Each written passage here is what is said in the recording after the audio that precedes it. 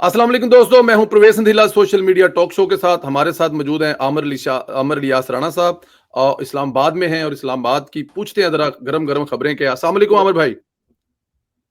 वालेकुम सलाम परवेज़ भाई, खैरियत से हैं? आमिर भाई मुझे बिल्कुल खैरियत से और आपकी मसरूफियत का मुझे अंदाज़ा हमारे है। पास मुझे खूब सिर्फ़ गर्मी है और आपके पास बारिशें और बर्फ़ें हो रही हैं या कि ब बारिशें और हवाएँ चल हाय! रही सर हैं? 15-16 टेम्परेचर है और सैटरडे को 22-23 पे जाने वाला है। बड़ा ही मज़े का, इसमें कोई शक नहीं है। लेकिन अल्लाह ताला की ज़ात अपने जो नेक बंदे होते हैं ना, उनका बड़ा ख़्याल रखती है। ख़ैर आप लोग भी नेक ही हैं। इसका मतलब ये नहीं है कि आप लोगों के पास गर्म होने की वजह से, बट एनी हाउ अपना टाइम ज़ाया किए सर बगैर 1 चलते मिनट हैं। 1 मिनट 1 मिनट रिकॉर्डिंग रोक सकते हैं? 1 मिनट सिर्फ़। अ, अच्छा आमिर भाई बताइएगा, सलामती जो कौमी सलामती कमेटी का इजलास हुआ है अलामिया, आपने देखा है कितना अहम इजलास था? जो फैसले हुए हैं वो क्या है और उनकी नोयत क्या है?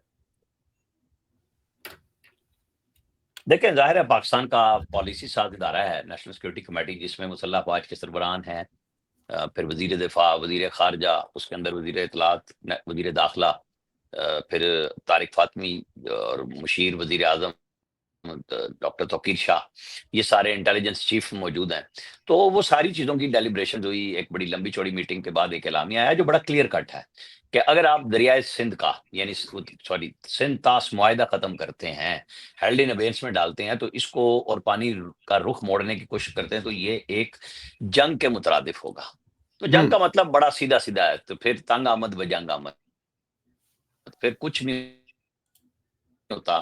फिर ये जो और 3 हमने लिए और जिनके ऊपर डैम भी बना रहा है, चनाब, झेलम और सिंध के ऊपर इंडिया, और पानी रोकने की पहले भी कोशिशों में मसरूफ़ है, तो फिर खत्म हो जाएगा ये मुआहिदा, फिर उनके डैम-शैम नहीं बचेंगे। मैं अपने तौर पे कह रहा हूँ कि वो जो पा डैम बना के समझ रहा है ना कि अभी जारियत करेगा, तो फिर हाँ, और फिर हमने चूँकि कहा है फिर दो तरफ़ा मुआहिदे हम भी नहीं मानेंगे समेत शिमला अकॉर्ड के। तो जब ये करके ज़िंदगी से, तो फिर आपकी ज़िंदगी भी तो नहीं ना रहने देगा कोई। फिर पाकिस्तान के ने बिल्कुल कहा है कि फिर पूरी कुव्वत के साथ, इज़्ज़त के साथ हम जवाब भी देंगे और समझाएँगे भी सही अगर आप ऐसा करेंगे। फ़िलहाल वज़ीर ख़ारजा और वज़ीर दिफ़ा की जो अभी प्रेस कॉन्फ्रेंस हुई है, जो मैंने सुनी है, मुझे लग ये रहा है कि वो थोड़ा-सा उन्होंने मौका दिया है कि इंडिया ने चूँकि बराह रास्त अभी ब्लेम गेमिंग नहीं की, कुछ चीज़ें ऐसी नहीं डाली है एलामिया में, तो वो समझ रहे हैं कि अगर वो होश के नाख़ुन लें, तो लेंगे हम भी। लेकिन हमने फ़िज़ाई उनकी पाबंदियाँ लगा दी हैं, इंडियन एयरलाइन पे और इंडिया की ओन है ना, तो वो भी उनको एक होगा। फिर हमने जो थर्ड कंट्री जिसका नाम नहीं लिखा गया, यानी अफ़गानिस्तान के साथ जो तिजारत हो रही है, वो भी बंद। क्योंकि जब बॉर्डर जिसको वो अटारी उस तरफ कहते हैं, हम बागा कहते हैं, तो फिर तिजारत भी नहीं होनी। वीज़ा तो मनसूख कर ही दिए हैं, सबको कहा है वापस जाओ। सिफारती सतह पे 55 की बजाय 30 लोग होंगे, डिफेंस किया है, गैर पसंदीदा शख्सियात डिक्लेयर किया है और एक पूरी कुव्वत के साथ कौम के किया था, और अभी अभी नंदन को भूलना नहीं चाहिए उन्हें। तो पाकिस्तान की कौम की उमंगों के ऐन मुताबिक नेशनल सिक्योरिटी कमेटी ने एक रिस्पॉन्स दिया है और ज़िम्मेदार होने का सबूत दिया है कि इस तरह बगैर सबूत के आप इल्ज़ामात ना करें। पाकिस्तान खुद दहशतगर्दी की हर तरह से मज़म्मत करता है। देखिए, कल भी हमने हमारे फ़ॉरेन ऑफ़िस ने इस वाक़ये की मज़म्मत की। अब तो वहाँ मुर्दों के ज़िंदा होने की वीडियो के एविडेंस आ रहे हैं, अजीबो-गरीब काम चल रहा है कि आप जाफ़र एक्सप्रेस पे तो सब कुछ दिखा रहे थे कि जी, आपके पास वहाँ पे जब तो वीडियो क्यों नहीं है हमलावरों की? वो वाक़या फ़िल्माया क्यों नहीं गया? मेरा ख़्याल है बॉलीवुड से मदद ले लेते तो शायद वो इनको फ़िल्मा देते अच्छा। बिल्कुल ठीक है।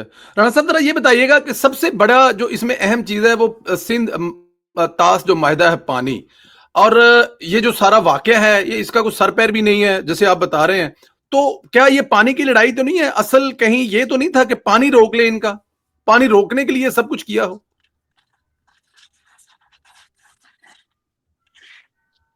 देखें, वो पहले उन्होंने किया और फिर बाद में उन्होंने 5 अगस्त 2019 को वो आर्टिकल 370 था, शायद वो ख़त्म किया और उसको कहा कि हमने तो ज़म कर लिया अब कश्मीर को अपने अंदर। वाटर ट्रीटी पे आए हैं, तो जैसे मैं पहले कहा है कि ये उनका ख्याल है ना कि फिर हम खामोश रह जाएंगे। हमने कहेंगे जी मेहरबानी करो पानी छोड़ दो, फिर जो डैम आपने बनाया वो नहीं छोड़ेंगे हम, फिर आप कहाँ ले जाएंगे पानी? अभी भी तो बारिशों का, सैलाब का पानी जब इंडिया में इकट्ठा होता है, सतलुज, रावी, ब्यास में डाल देते हैं ना आप। हमारे तो खुश्क दरिया पड़े हुए हैं मुआहदे के मुताबिक। तो फिर आप इन तीनों का पानी जो आपने डैम से रोका है वो भी नहीं रोक सकेंगे। फिर जवाब दिया जाएगा आपको, और हम जवाब देने की सलाहियत रखते हैं। हम सिर्फ समझा रहे हैं कि हमें जाहिरियत पे मजबूर, इसका गारंटर जो है, आर्बिट्रेटर जो है, वो ब्रोकर जो है, वो इसको रोक सकेंगे कि यकतरफा तौर पे ये 2 मुल्क ही फैसला कर सकते हैं। किसी एक मुल्क को राइट नहीं है कि इंडस वाटर ट्रीटी को आप सस्पेंड कर दें, हेल्ड इन अबेयंस कर दें। ऐसा नहीं हो सकता, अवामी मुअल्लक कर दें, नहीं हो सकता। बिल्कुल ठीक है। राणा बनाने हैं साहब ना कि इसकी पानी पाकिस्तान ना आए, जी। तो फिर ये इंटरनेशनल कुव्वतों का है कि 2 आलमी कुव्वतें अगर बैठी हैं और अगर वो फ्लैश पॉइंट हो रहा है, तो फिर छोड़ा तो किसी को नहीं ना जाएगा। छोड़ा किसी को नहीं जाएगा। इसकी टाइमिंग को कैसे देखते हैं? अगर देखा जाए तो इस वक़्त पूरी दुनिया जो है वो ट्रंप के इलेक्शन के बाद, इक़्तिदार में आने के बाद कोई किसी को समझ नहीं आ रही, और फिर मोदी और मोदी की सरकार ने बहुत इन्वेस्ट किया था जो अपोज़िट मुझे आपकी इलेक्शन लड़ी। आवाज़ नहीं आ रही सही ना? मेरी आवाज़, हाँ जी, आपके इंटरनेट में कुछ इश्यू है। आपको मेरी आवाज़ अभी आ रही है? अभी आपको आवाज़ आ रही है राणा साहब? ये आपका सवाल मुझे समझ नहीं आ रहा, आवाज़ नहीं आ रही सही। अच्छा, ठीक है। मैं दोबारा सवाल रिपीट करता हूँ। इसकी टाइमिंग कितनी अहम है? अमेरिका में जो ट्रंप का इस वक़्त आना है और भारत के साथ जो तल्लुकात थे, उसको लेकर और बहुत सारी दूसरी चीज़ों की वजह से, टाइमिंग को कैसे देखते हैं जिस टाइमिंग पे ये हिंदुस्तान ने ड्रामा किया है?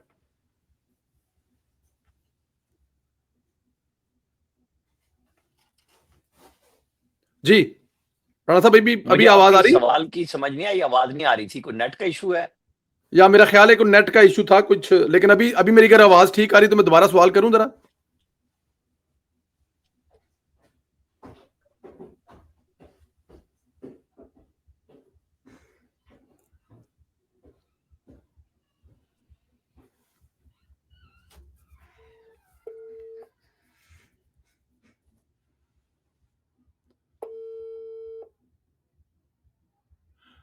मेरी आवाज़ आ रही है राणा साहब आपको अभी?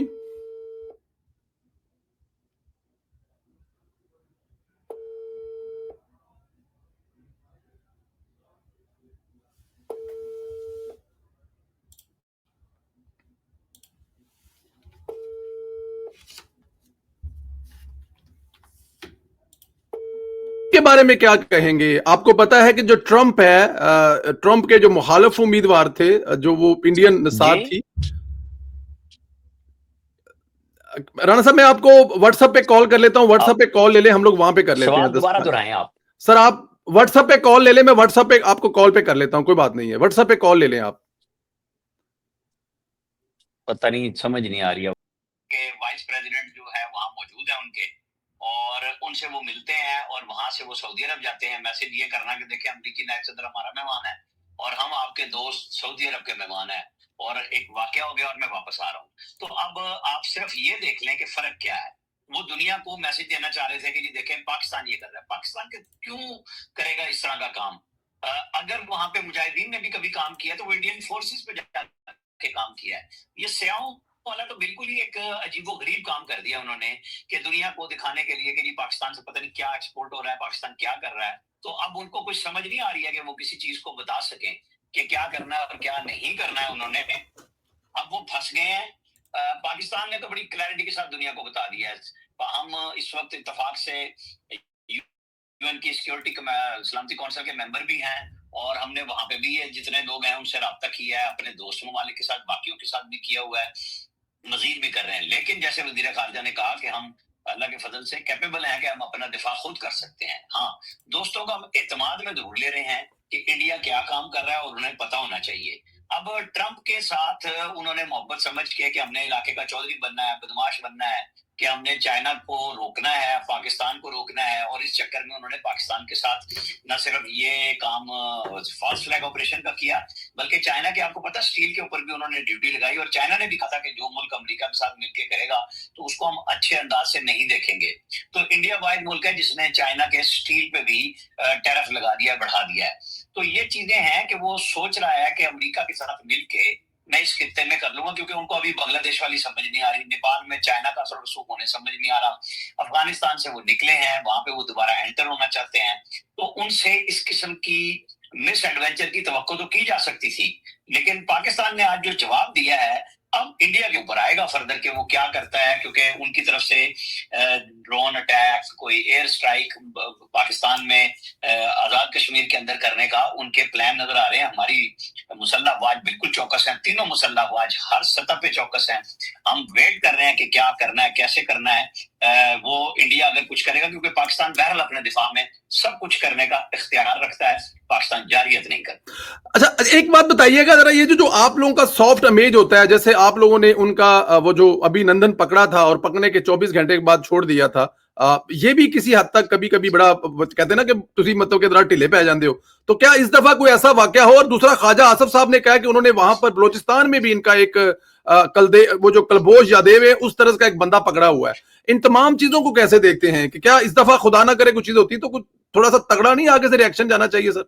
देखिए, हमारा तगड़ा रिएक्शन था कि हमने उनके त्यारे मार गिराए, और खित्ते में जंग के बादलों को रोकने के लिए हमने अभिनंदन को वापस किया था, क्योंकि इंडिया तो चाहता यही था। इसको हमारी कमजोरी नहीं है कि हमने वापस कर दिया। हम नहीं चाहते थे कि एस्केलेशन बढ़े। आपको और हमें पता है कि हमारी इकोनॉमिक पोजीशन क्या है, तो हम रिवायती जंग की तरफ नहीं जाना चाहते। अगर कुछ ऐसा किया गया तो हमारे पास वो जो बकौल शेख रशीद के शुगली पटाखे एटम बम की सूरत में जो छोटे छोटे हमने बनाए हुए, इसलिए तो नहीं बनाए हुए कि हम मार खाने के लिए रखा हुआ हमने। हम फिर जवाब देंगे और टिका के जवाब देंगे, ये बात इंडिया को भी पता है। तो अब भी अगर उनकी तरफ से कुछ हुआ तो जवाब के लिए पूरी तैयारियां हर सतह पे मुकम्मल है, चाहे वो फिजाई हो, चाहे वो बहरी हो या बर्री हो, और फिर ड्रोन टेक्नोलॉजी हो या मिसाइलों की बारिश हो। कोई भी चीज फिर कम नहीं होगी। हाँ, इस खत्ते में जंग कोई नहीं चाहता, होनी भी नहीं चाहिए। दो एटमी कुव्वतों को जंग पे जाना भी नहीं चाहिए, अल्लाह माफ करे इस पे। फिर तबाही आनी है ना, तो वो फिर तंग आमद जंग आमद फिर तो होगी। चलिए, आखिर में जरा ये बता दें कि पूरी कौम तो अपनी फौज के साथ खड़ी है, बल्कि एक है, लेकिन अभी भी सोशल मीडिया पे कुछ लोगों की तरफ से या सोशल मीडिया की तरफ उनका जो रवैया है वो अभी भी वैसे का वैसा है। वो इसको लाइट ले रहे हैं और इस पर जो जुगते बना रहे हैं, और एक जमात है जो उसकी तरफ से ये पूरा किया जाता है। उनके लिए क्या मैसेज है? संदीला साहब, मैंने आपके सवाल को बीच में रोका है। इन दिनों में इन चीजों को रहने दें। जो कर रहे हैं उनका किरदार सामने आ जाएगा, छोड़ दें। ये चंद लोग हैं, ये कौम की नुमाइंदगी नहीं कर रहे। इस वक्त जब इंडिया के साथ जंग का इशू है तो पूरी कौम मुत्तहिद है। पूरी कौम मुत्तहिद है। राणा अमर इलियास साहब, आपका बहुत शुक्रिया। Thank you very much. अपना ख्याल रखें। थैंक यू वेरी मच जी। Thank you